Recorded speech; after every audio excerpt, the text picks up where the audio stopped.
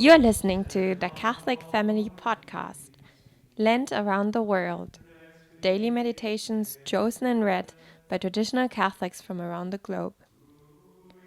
Hello, this is Connor from British Columbia, Canada, and these recordings were done by myself.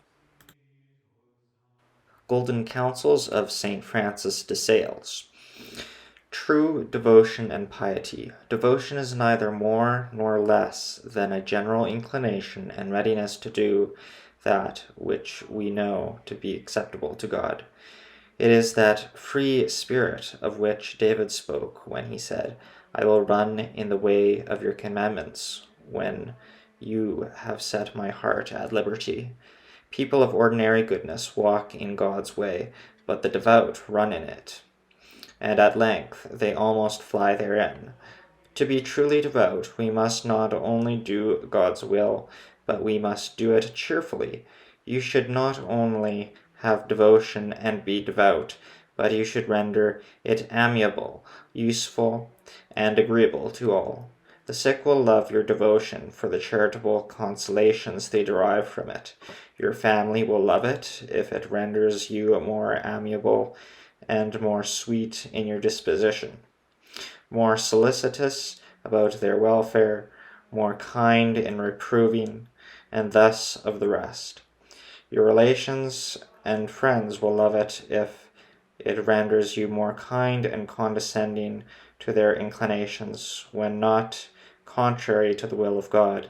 In fine, it is necessary to make your devotion more amiable to all. This is indeed true zeal. The many troubles of your household will tend to your perfection if you strive to bear them in all in gentleness, patience, and kindness. Keep this ever before you, and remember constantly that God's loving eyes are upon you amid all these little worries and vexations, watching whether you take them as He would desire.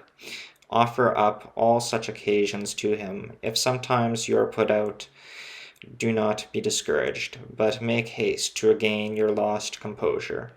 We must look to what God wills, and discerning His will, we must attempt to fulfill it cheerfully, or at least courageously.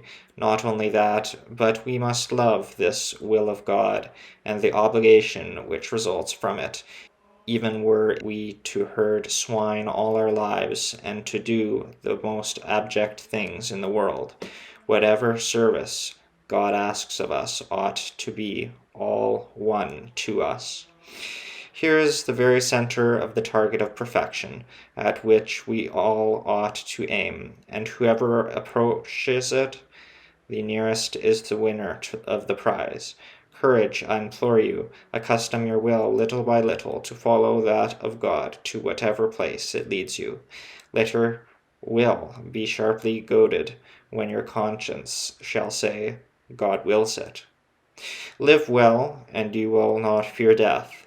Or, if you fear it, it will be with a sweet, tranquil fear, relying on the merits of the passion of our Lord, without which death would be frightful and terrible to all men.